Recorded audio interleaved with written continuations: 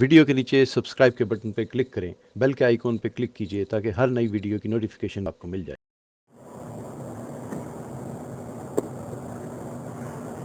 موضوع درس في قصة سيدنا هود عليه السلام إلى قوم عاد وما فيها من العبر والحكم. سورة هود تفسیر ابن کثیر.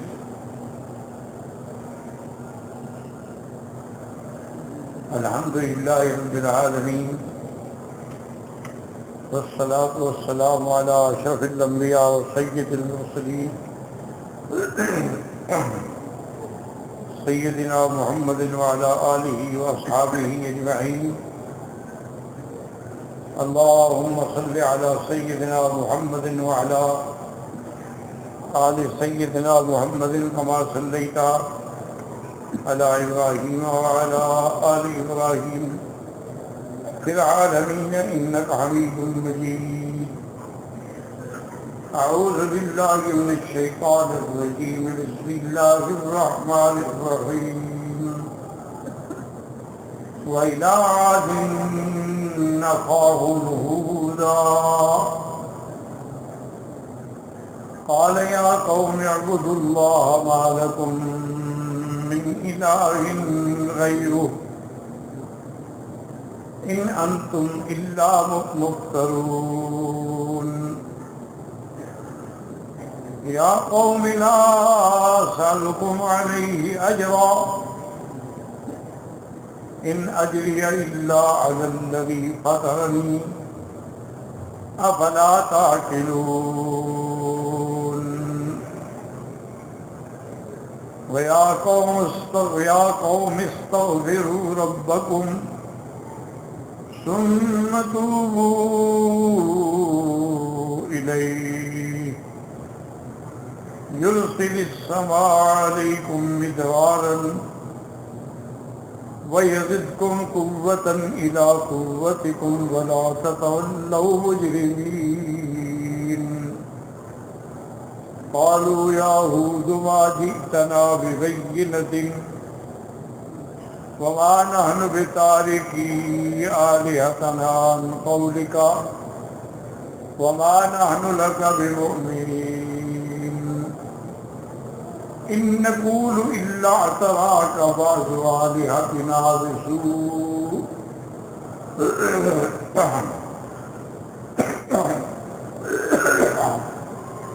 قال إني أشهد الله واشهدوا أني بريء مما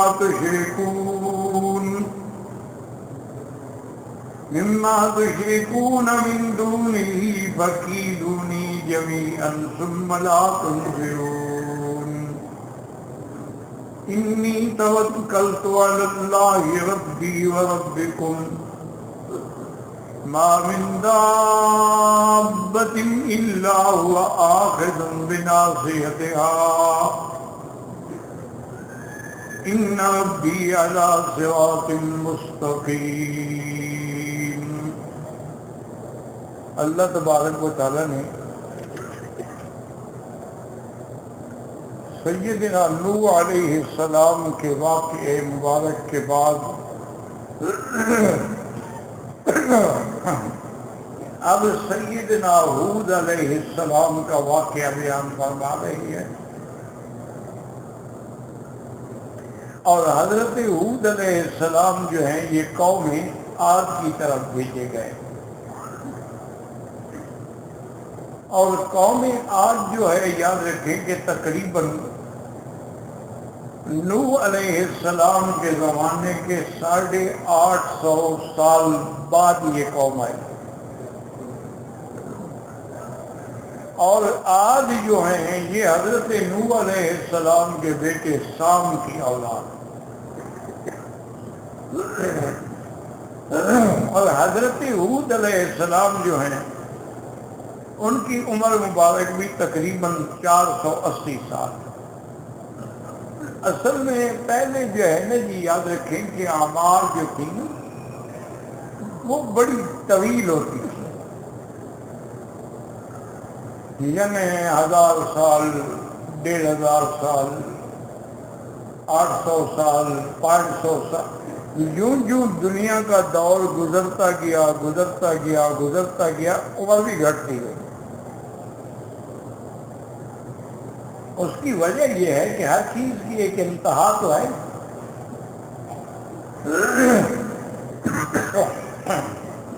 انجام جو ہے وہ قیامت ہے، آخرت ہے۔ تو جوں جوں ہم آخرت کے قریب آتے جائیں گے، اسی حساب سے آمار گھٹتی ہے۔ اس کی وجہ یہ ہے کہ سب سے بڑی قیامت کی نشانی جو ہے وہ تو حضور پاک ہے صلی اللہ علیہ وسلم۔ اسی لیے حضور پاک نے فرمایا کہ وہ اس تو انا والساعۃ کہاتین، میں اور قیامت ایسے ہیں کہ بالکل قریب ہے، یعنی کوئی فاصلہ بھی نہیں۔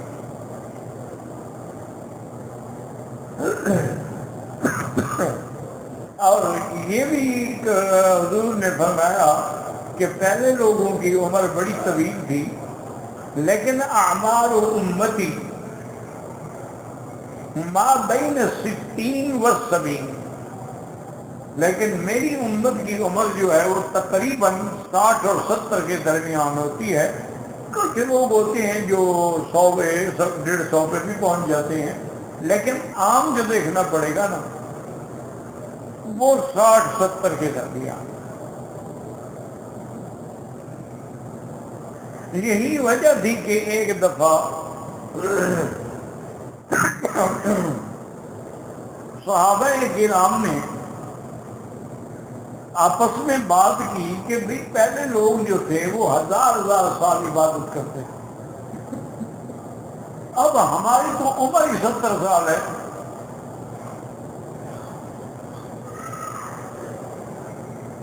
اس سے 10-15 سال بچپن کے گزر گئے،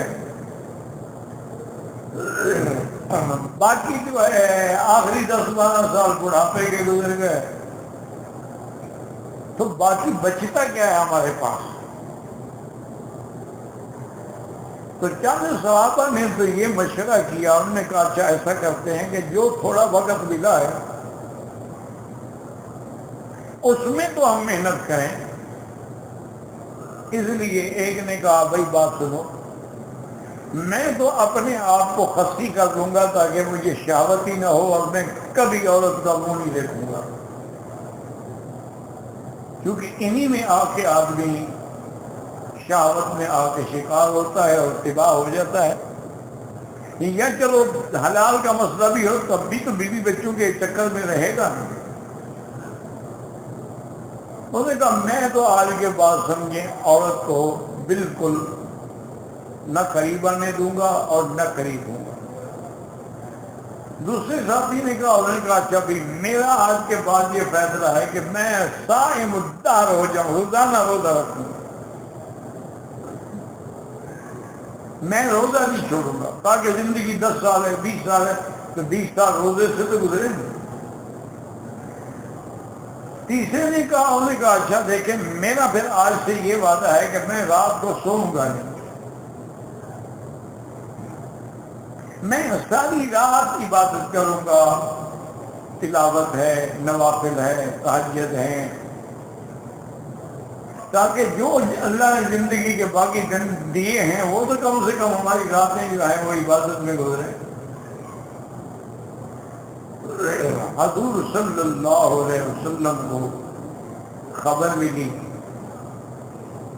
آپ نے صحابہ کو بلایا جن نے یہ فیصلہ کیا تھا، اور حضور بڑے ناراض، اور ہمیں عجیب بات ہے کہ تم نے بھی میرے دین اسلام کو عیسائیوں کی طرح رہبانیت بنا دیا ہے۔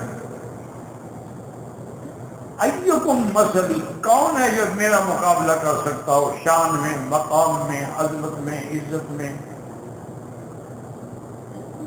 تو ان کا النساء، میں بھی نکاح کرتا ہوں، بیویوں کے حقوق بھی ادا کرتا ہوں، اقوم و انام، رات کو اٹھتا بھی ہوں سوتا بھی ہوں، اصوم و افطر، کبھی روزہ رکھتا ہوں کبھی افطار کرتا ہوں، تم مجھ سے بھی پڑھنا چاہتے ہو؟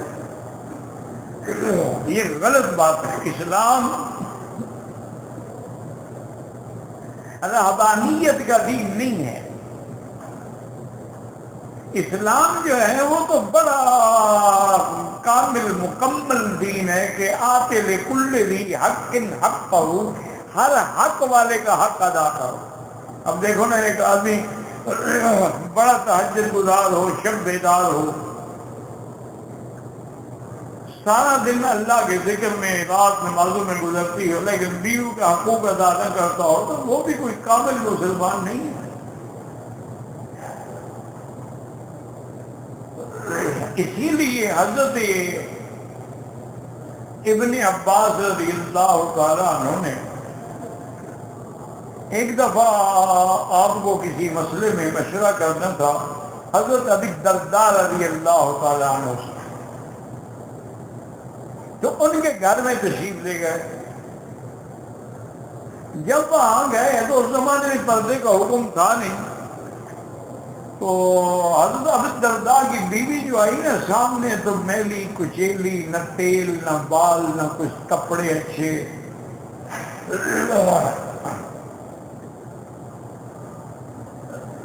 تو ابن عباس تو حیران ہو گئے، نے فرمایا ماں بیٹے کیا ہے تمہیں، کیسی عورت ہو تم؟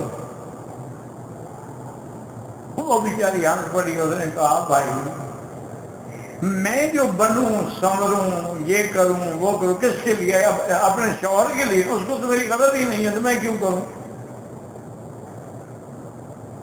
بھئی عورت کا سنگار جو ہے وہ شوہر کے لیے ہوتا ہے، تاکہ وہ راضی ہو جائے. وہ ایک مثل مشہور ہے نا کہ ایک دلہن کو سہیلیاں سجا رہی تھی، میک اپ کرا رہی تھی، اور کوئی مہندی یہ وہ سب کچھ کرنے کے بعد ایک نے کہا، اس نے کہا آج تو اللہ نے تم پر ایسا روپ ڈالا ہے نا، ایسا حسن اور جمال، کہ آج تک ہم نے ایسی خوبصورت دلہن نہیں دیکھی. اور نے کہا کیا کہے، اصل بات تو یہ ہے کہ اس کو پسند آئے، تمہیں پسند آئی تو کیا فائدہ ہوا؟ اس نے کہا اگر تم نے مجھے پسند کیا ہے تو کیا پیدا ہو گیا مجھے؟ اصل بات تو یہ ہے کہ جس کے لیے سب کچھ ہو رہا ہے اس کو بھی میں پسند آؤں. تو اس لیے ہمیشہ یاد رکھیں کہ حضرت ابی الدرداء رضی اللہ عنہ کی بیوی نے عرض کیا، انہوں نے کہا بھائی تمہارے بھائی کو اپنی بیوی کی خواہش ہی نہیں ہے، یصوم النہار و یقوم اللیل، دن کو روزے سے ہوتے ہیں اور ساری رات مصلی پہ کھڑے رہتے ہیں.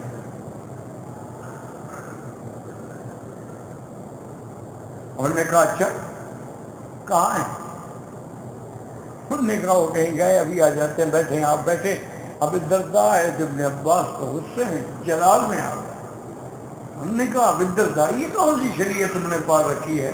نہ بیوی کا خیال ہے، نہ اس کے حقوق کا خیال ہے، تمہاری عبادت کس کام ہے؟ ساری رات نفل پڑھو اور بیوی کا حق ادا نہ کرو، کوئی دینے کا بھی فائدہ نہیں. ساری رات عورت تہجد پڑھے، نفل پڑھے، اشراق پڑھے، لیکن خاوند کا حق ادا نہ کرے، اس کے دینے کا فائدہ نہیں ہے بات. اسی لیے حکم ہے کہ کوئی عورت اعتکاف خاوند کی اجازت کے بغیر نہیں بیٹھ سکتی. کہ وہ کہے جی میں 10 دن اعتکاف میں ہوں، خاوند کیا کرے؟ اسی طرح خاوند کی اجازت کے بغیر کوئی عورت نفلی روزہ نہیں رکھ سکتی. اس کو دن کو خواہش ہے، وہ کہے جی مجھے تو روزہ ہے. اسلام نے حقوق دی ہے، آتے میں کل بھی حق کے حق کا ہو، سب کا حق ادا. بیوی کا حق ہے، اولاد کا حق ہے، والدین کے حق ہے، ماں باپ کا حق ہے. اگر کسی ایک حق میں بھی کوتاہی کرتے ہو تو پھر وہ ایمان یا دین کامل نہیں ہے. حضرت ابن عباس نے بے انتہا سختی کی، تحدید کے رہے کیا کر رہے ہیں؟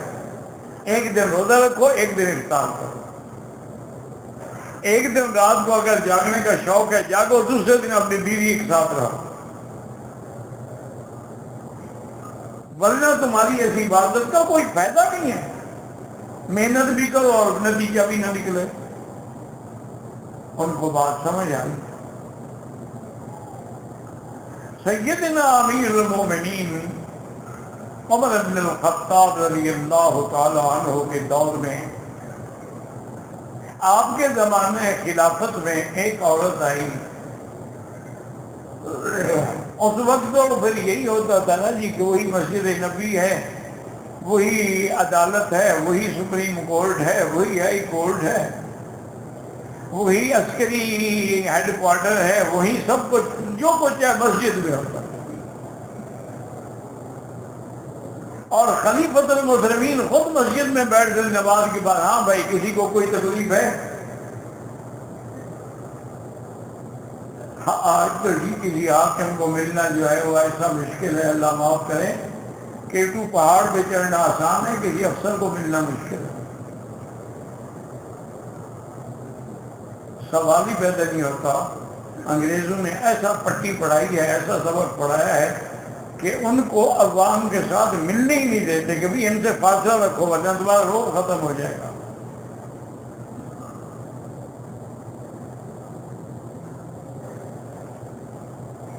اب جناب یہ ہے کہ ایک عورت آئی، اس نے کہا امیر المومنین ان زوجی یقوم اللیل ویصوم النہار، میرا خاوند جو ہے وہ دن میں روزے رکھتا ہے، رات کو تہجد پڑھتا ہے۔ نعم الرجل، وہ تو بڑا اچھا آدمی ہے، وہ بیچاری ہاتھ کی شرم سے۔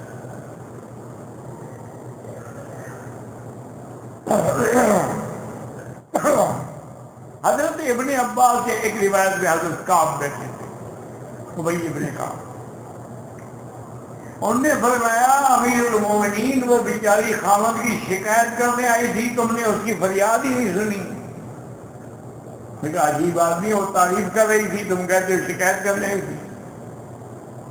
اور نے کہا جناب وہ کہہ رہی تھی کہ حضرت صاحب صوفی ہو گئے ہیں، دن میں روزے رکھتے ہیں، رات کو تہجد پڑھتے ہیں، میرے حق کون ادا کرے گا؟ کہنے لگے اچھا یہ بات تھی، میں سمجھا نہیں، ان کو بلا کے فیصلہ بھی تم خود کرو۔ انہوں نے اس کے خاوند کو بلایا اور پوچھا کہ بھائی یہ تمہاری بیوی ہے، اس نے یہ شکایت کی ہے، ٹھیک ہے؟ اس نے کہا حضرت شکایت نہیں ہے، تھوڑی سی زندگی کے دن رہ گئے ہیں، میں کہتا ہوں جتنا ہو سکے اللہ کے عبادت میں گزاروں۔ ہم نے کہا تو بیوی کے حقوق پھر کون ادا کرے گا؟ طلاق دے دو تاکہ وہ بیچاری کوئی اور شوہر تلاش کرے۔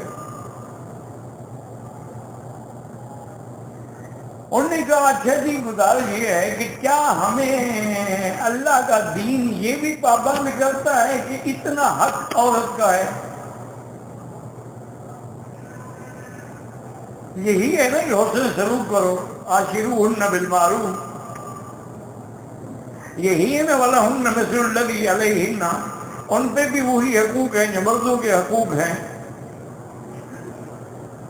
لیکن یہ تو نہیں لکھا ہوا نا کہ لازمی ہر حال میں خاوند میں بیوی سے ملنا بھی ہے۔ حضرت مسکرائے فرمایا اچھا تم نے قرآن نہیں پڑھا؟ جی قرآن میں یہ مسئلہ کہا، قرآن میں تو ہے۔ وہ حیران ہو گئے کہ قرآن میں یہ مسئلہ ہے کہ آدمی کو عورت کے پاس کتنے راتوں کے بعد جانا چاہیے؟ میں کہا حضرت میں تو انہیں کہا کہ یہ بتاؤ ایک آدمی بیک وقت نکاح میں کتنی عورتیں رکھ سکتا ہے؟ انہوں نے کہا جی 4۔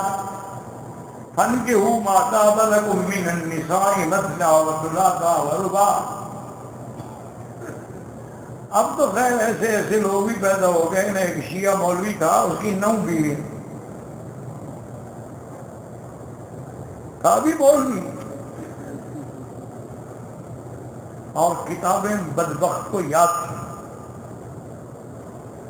میرا احترام کرتا تھا والد صاحب کی وجہ سے، کبھی آمنا سامنا ہو جائے تو بڑا ادب کرتا۔ ویسے تو بہترین قسم کا آدمی تھا، وہ مونچھیں بڑھائی ہوئی، داڑھی منڈائی ہوئی، اتنی مشین سے داڑھی رکھی ہوئی، 2 لڑکے ساتھ رکھے ہوئے. بہانہ یہ تھا کہ یہ کتابیں اٹھاتے ہیں اور مناظرے کے وقت میں مانگتا ہوں حوالے تو کتابیں دیتے ہیں. اللہ عالم. تو اس نے کہا کہ میں نے اس سے پوچھا، خود پوچھا، میں نے کہا یار یہ تم نے 9 بیویاں رکھی ہوئی ہیں، کیوں، کیا اس میں کیا تعجب ہے؟ حضور کی جب وفات ہوئی آپ کی کتنا بیویاں تھیں؟ میں نے کہا 9 تھی.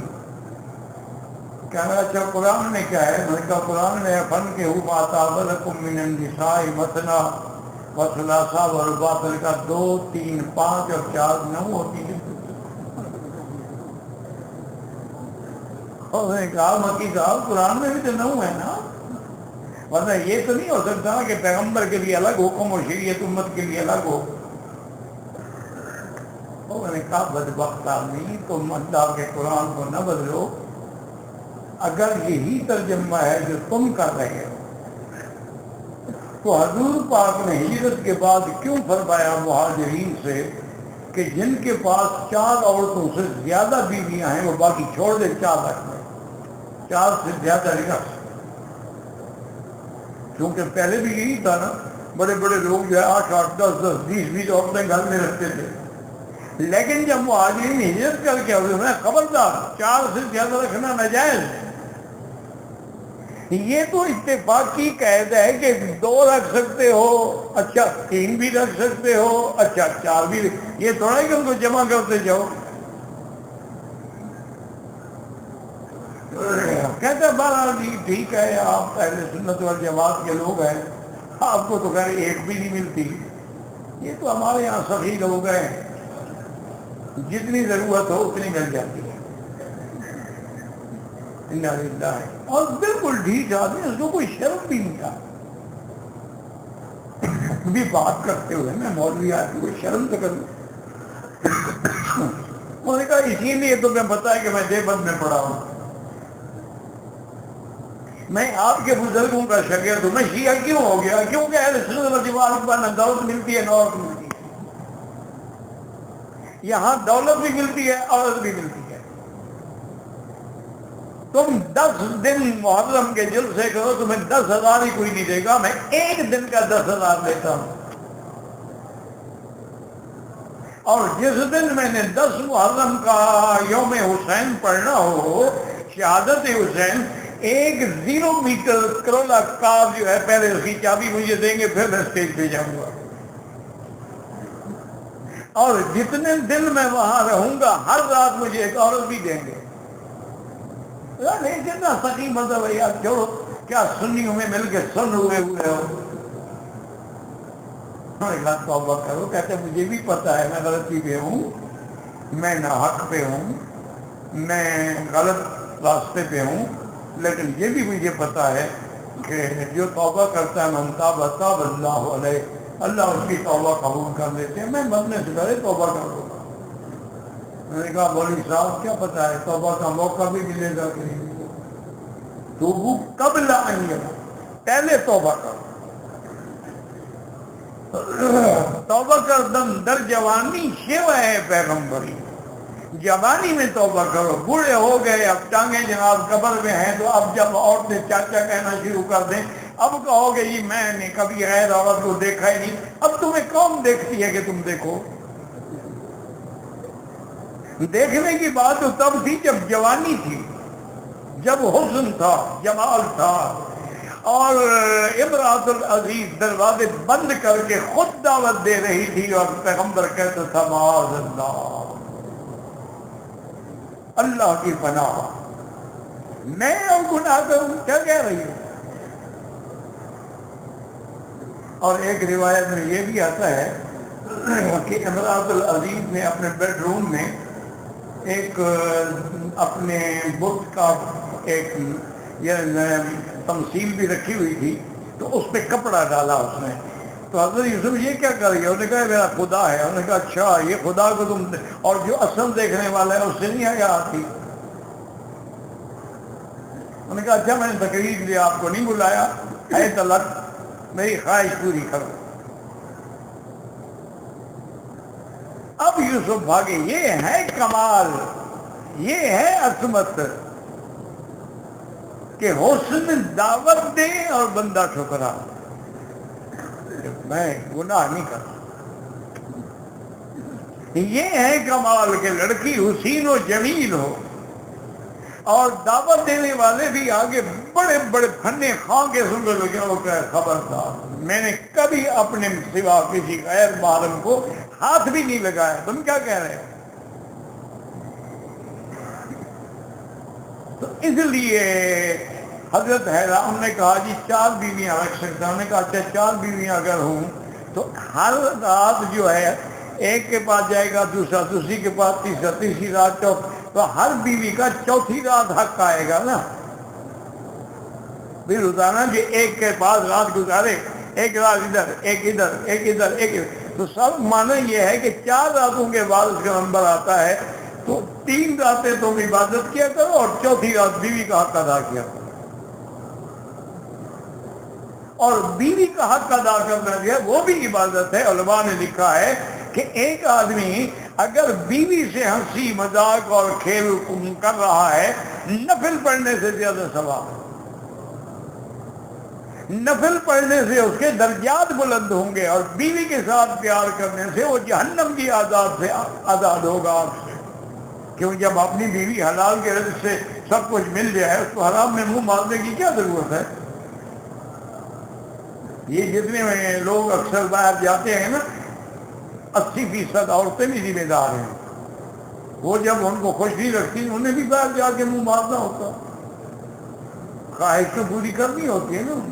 اگر بیوی خوش رکھے تو اس کو کالے کتے نے کاٹا ہے کہ وہ دوسری عورت کے پاس جائے گا۔ اس لیے حضور نے فرما دیا خبردار جو اللہ کا حکم ہے پورا کرو۔ اب دیکھیں نا کہ میرے مدنی پر اللہ کی رحمتوں کے دریا بہ رہے ہیں، رحمت للعالمین بھی۔ اللہ پاک نے فرمایا انا انزلناہ فی لیلۃ القدر وما ادراک ما لیلۃ القدر لیلۃ القدر خیر من الف شہر۔ اللہ نے فرمایا میرا مدنی تیری امت کی عمر تھوڑی ہے، لیکن ان کو سال میں ایک رات دوں گا جس کا نام لیلۃ القدر ہوگا۔ عظمت والی رات، شان والی رات، بھاگوں والی رات، رحمتوں والی رات۔ اس ایک رات میں جو عبادت کرے گا وہ 1000 مہینوں کی عبادت سے زیادہ بہتر، خیر من الف شہر، 1000 مہینے جس میں لیلۃ القدر نہ ہو۔ یہ یاد رکھنا، اگر ان 1000 مہینوں میں بھی لیلۃ القدر ہو تو پھر تو نہیں پڑھ سکتے نا۔ 1000 مہینے جن میں لیلۃ القدر نہ ہو ان سے یہ رات زیادہ بھاری ہے۔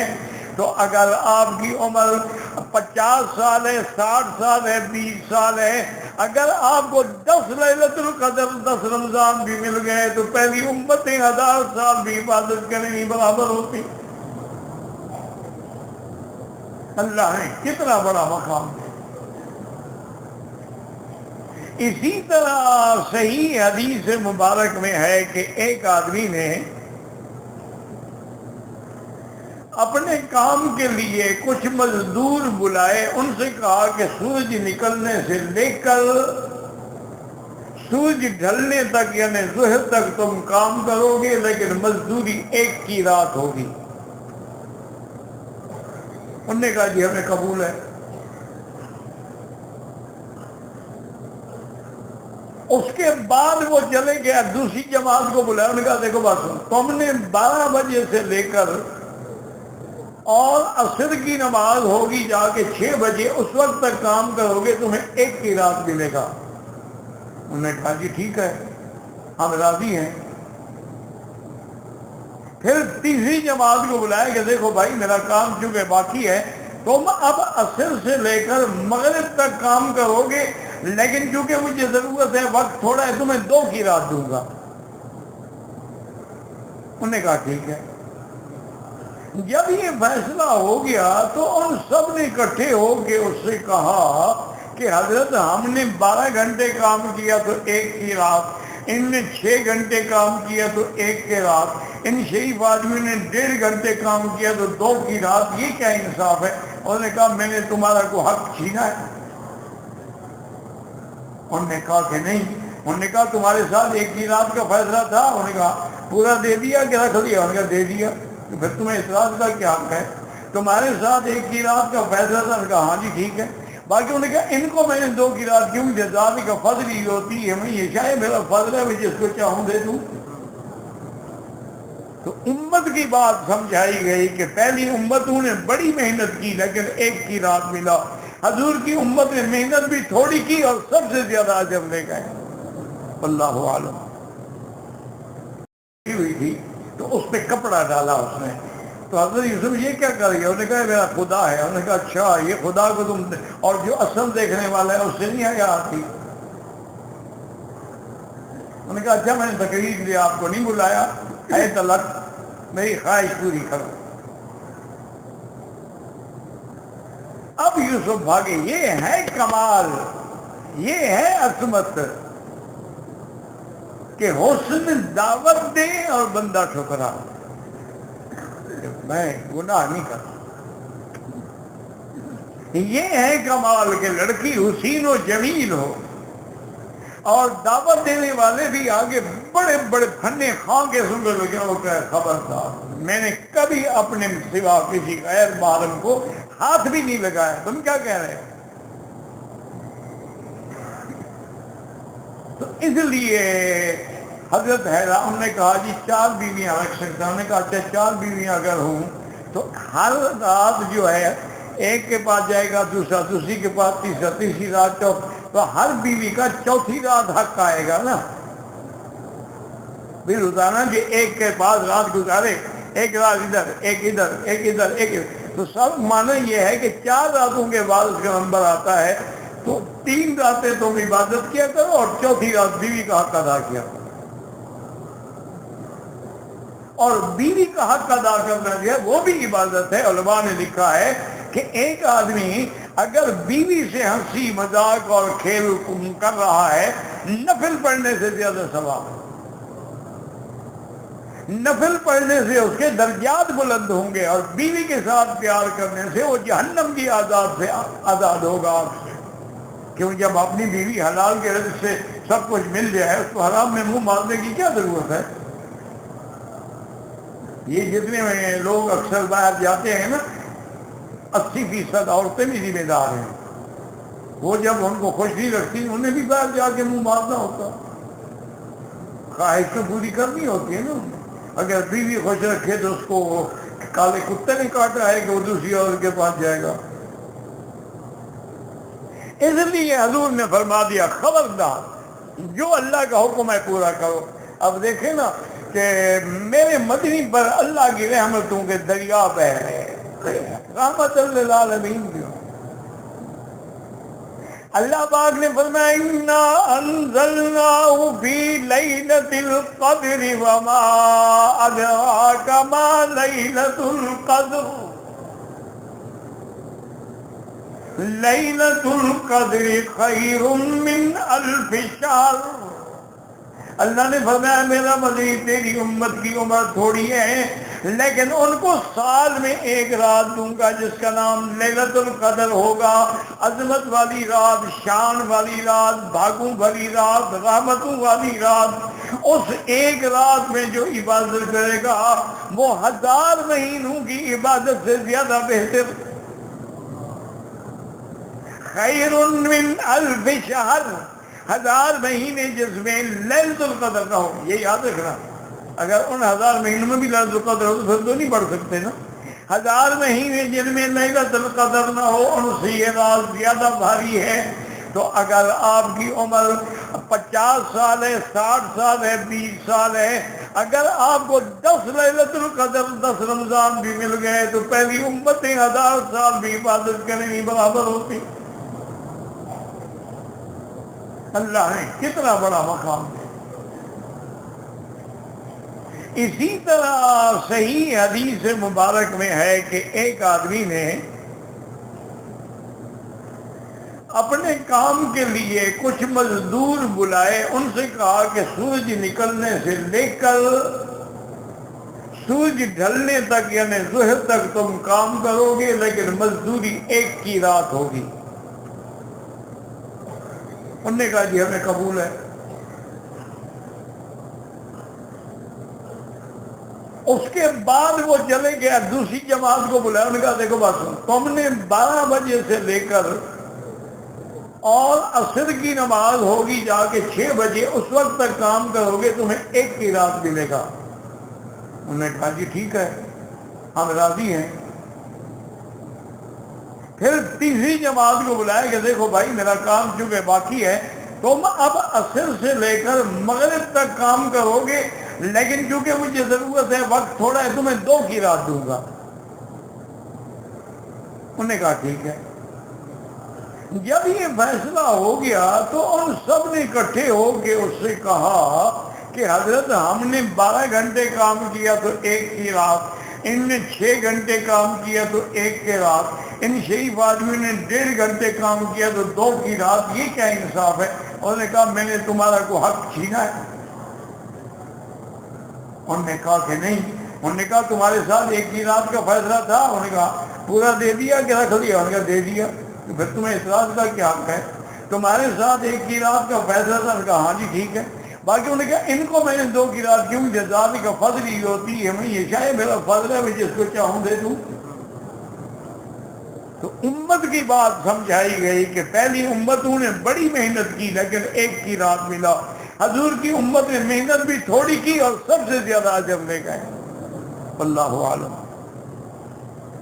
ٹھیک ہے ہم راضی ہیں۔ پھر تیسری جماعت کو بلایا کہ دیکھو بھائی میرا کام چونکہ باقی ہے، تم اب عصر سے لے کر مغرب تک کام کرو گے، لیکن چونکہ مجھے ضرورت ہے، وقت تھوڑا ہے، تمہیں 2 کی رات دوں گا۔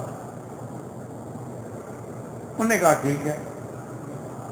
جب یہ فیصلہ ہو گیا تو ان سب نے اکٹھے ہو کے اس سے کہا کہ حضرت ہم نے 12 گھنٹے کام کیا تو 1 کی رات، ان نے 6 گھنٹے کام کیا تو 1 کی رات، ان شریف آدمیوں نے 1.5 گھنٹے کام کیا تو 2 کی رات، یہ کیا انصاف ہے؟ انہوں نے کہا میں نے تمہارا کوئی حق چھینا ہے؟ انہوں نے کہا کہ نہیں۔ انہوں نے کہا تمہارے ساتھ 1 کی رات کا فیصلہ تھا؟ انہوں نے کہا پورا دے دیا کہ رکھ دیا؟ انہوں نے کہا دے دیا۔ تو پھر تمہیں اعتراض کا کیا حق ہے؟ تمہارے ساتھ 1 کی رات کا فیصلہ تھا؟ انہوں نے کہا ہاں جی ٹھیک ہے۔ باقی انہوں نے کہا ان کو میں نے 2 کی رات کیوں؟ جزاد کا فضل ہی ہوتی ہے، میں یہ شاید میرا فضل ہے، میں جس کو چاہوں دے دوں۔ تو امت کی بات سمجھائی گئی کہ پہلی امتوں نے بڑی محنت کی لیکن 1 کی رات ملا، حضور کی امت نے محنت بھی تھوڑی کی اور سب سے زیادہ اجر لے گئے۔ اللہ عالم۔ جو چاہوں دے دوں۔ تو امت کی بات سمجھائی گئی کہ پہلی امتوں نے بڑی محنت کی لیکن 1 کی رات ملا، حضور کی امت نے محنت بھی تھوڑی کی اور سب سے زیادہ اجر لے گئے۔ اللہ عالم۔ اللہ عالم۔